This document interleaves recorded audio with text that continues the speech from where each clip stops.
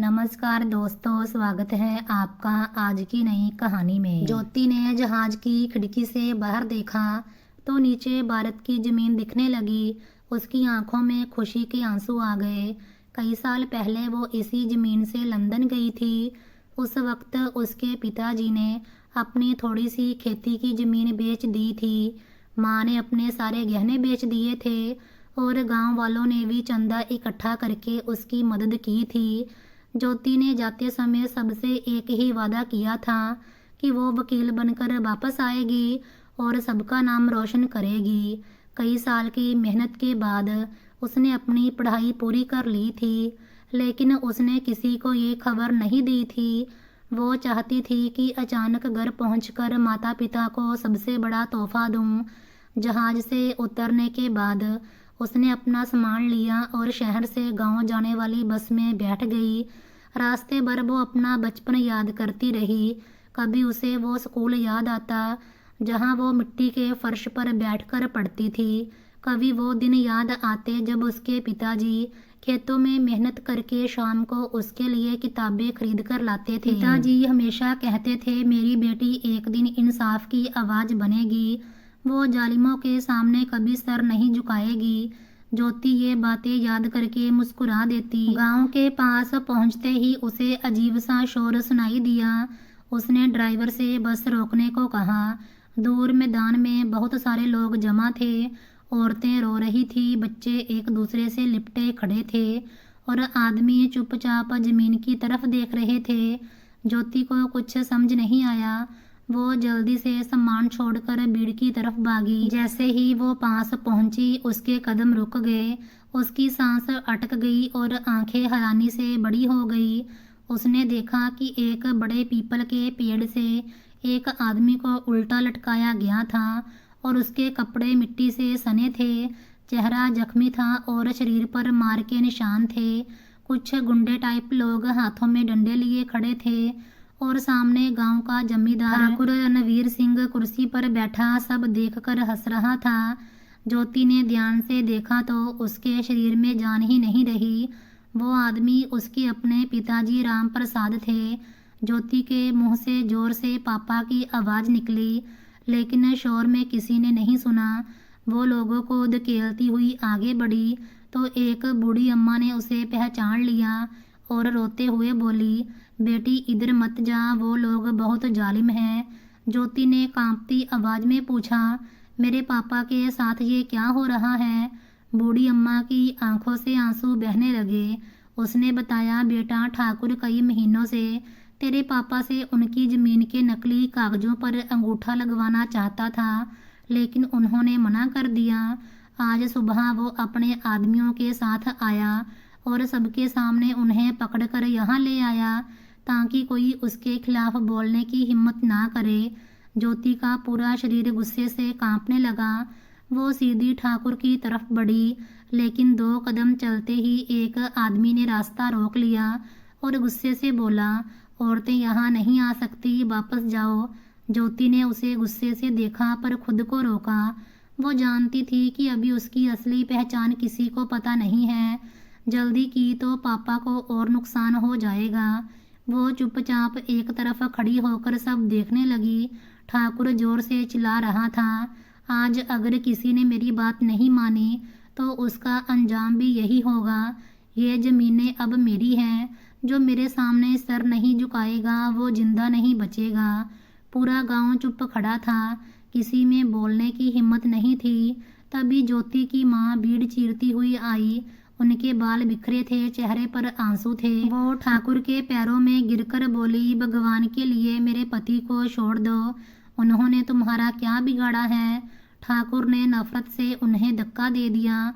वो जमीन पर गिर पड़ी, फिर भी हाथ जोड़कर रोती रही। ये देखकर ज्योति की आंखों में आंसू आ गए। वो दौड़कर माँ को सहारा देने लगी। माँ ने पहले उसे पहचाना नहीं, फिर गौर से देखा तो हैरान होकर उसका चेहरा पकड़ लिया। ज्योति, मेरी बच्ची, तुम आ गई। दोनों माँ बेटी देर तक रोती रही।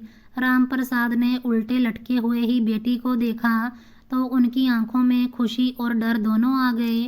कमज़ोर आवाज़ में बोले, बेटी यहाँ से चली जा, ये लोग बहुत खतरनाक हैं। मैं नहीं चाहता मेरी वजह से तुझे भी नुकसान हो। ज्योति ने आंसू पोंछे और मन में फैसला कर लिया, आज के बाद मैं किसी जालिम को माफ़ नहीं करूँगी। ठाकुर ने पहली बार ज्योति को ध्यान से देखा और ताने मारते हुए पूछा, ये कौन है? कोई बोला, ये राम प्रसाद की बेटी है जो कई साल पहले पढ़ने विदेश गई थी। ठाकुर जोर से हंसा, अच्छा तो ये वो लड़की है जिसके लिए इस बूढ़े ने सब बेच दिया था। पढ़ लिख कर क्या करेगी, नौकरी ही ना। मेरे सामने कानून की बात मत करना, यहाँ सिर्फ मेरा कानून चलता है। ज्योति चुप रही, गुस्से को काबू में रखा। उसने जेब से मोबाइल निकाला और पूरा नज़ारा रिकॉर्ड करने लगी। किसी को पता भी नहीं चला। उसने ठाकुर की धमकियां और उसके आदमियों के आदेश भी रिकॉर्ड कर लिए। थोड़ी देर बाद ठाकुर ने हुक्म दिया, राम प्रसाद को नीचे उतारो, लेकिन घर मत जाने देना। पहले ये नकली कागजों पर अंगूठा लगाएगा, फिर आज़ाद होगा। 2 आदमियों ने राम प्रसाद को नीचे उतारा। उनकी हालत बहुत खराब थी, वो सीधे खड़े भी नहीं हो पा रहे थे। ज्योति और माँ उन्हें सहारा देकर घर ले आई। गांव के कुछ लोग चुपके से घर आए और हाल पूछा। सबके चेहरे पर डर था, कोई खुलकर ठाकुर के खिलाफ बोलने को तैयार नहीं था। गांव के एक बूढ़े मास्टर जी ने धीरे से कहा, बेटी हम जानते हैं तेरे पापा बेकसूर हैं, लेकिन यहाँ सालों से यही जुल्म चल रहा है। जिसने आवाज़ उठाई उस पर मार पड़ी, जहाँ झूठा केस बना दिया। ज्योति ने पापा के जख्म साफ किए, दवा लगाई और पास बैठ गई। राम प्रसाद ने कहा, बेटी तुमने बहुत मेहनत से पढ़ाई की है, मैं नहीं चाहता तुम इस आग में कूदो। तुम शहर वापस चली जाओ, अपनी ज़िंदगी बनाओ।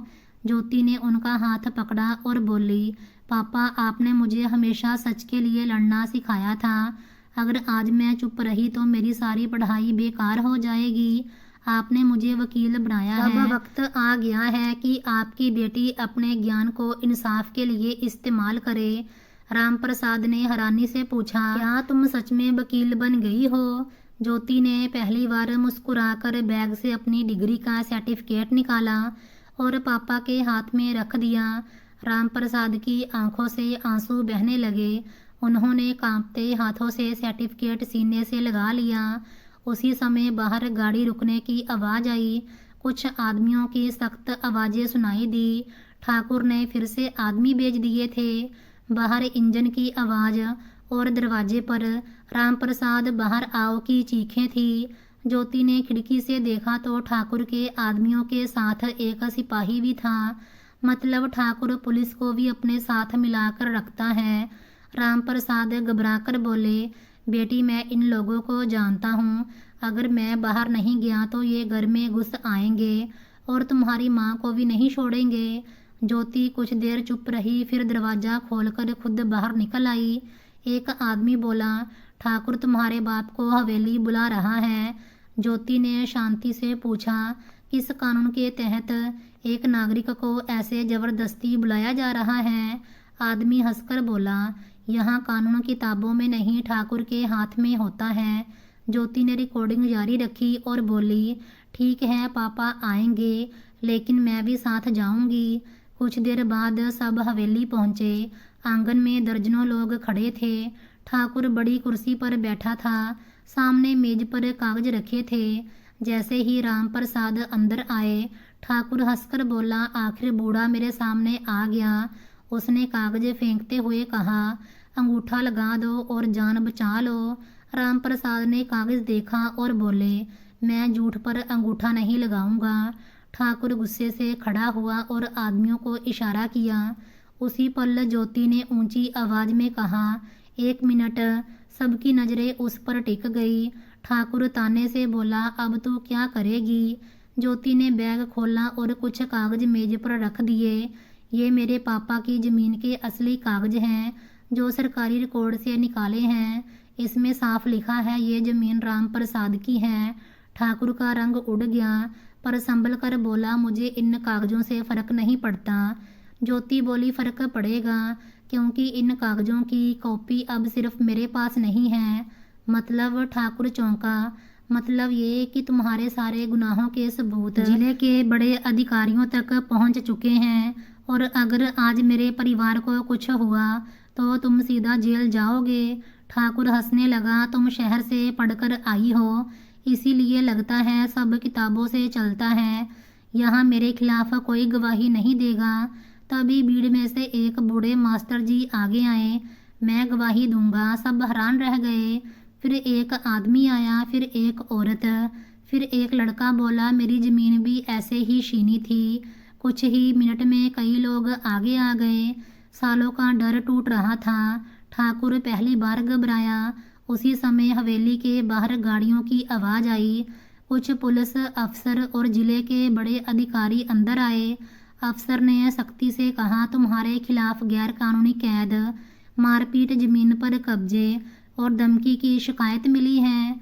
ज्योति ने अपना मोबाइल अफसर को दे दिया जिसमें सारी वीडियो थी। अफसर ने वीडियो देखी और आदेश दिया ठाकुर और उसके आदमियों को गिरफ्तार कर लो। ठाकुर गुस्से से चीखा पर किसी ने नहीं सुना। पहली बार उसके चेहरे से घमंड गायब था। राम प्रसाद की आंखों में आंसू थे। बोले बेटी मुझे यकीन नहीं हो रहा, ये सच है। ज्योति ने हाथ थामकर कहा पापा जुल्म तभी तक ताकतवर है जब तक लोग डरते हैं। कुछ महीने बाद केस कोर्ट में गया। सबूत पेश हुए। गांव वालों ने गवाही दी। कोर्ट ने ठाकुर को सजा सुनाई और सारी नाजायज जमीनें वापस करने का आदेश दिया।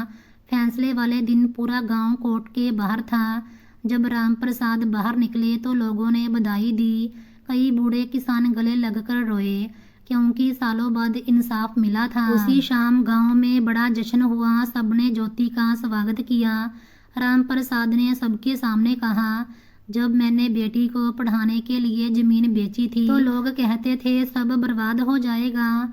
आज मेरी बेटी ने साबित कर दिया कि शिक्षा से बड़ी कोई ताकत नहीं। पूरा मैदान तालियों से गूंज उठा।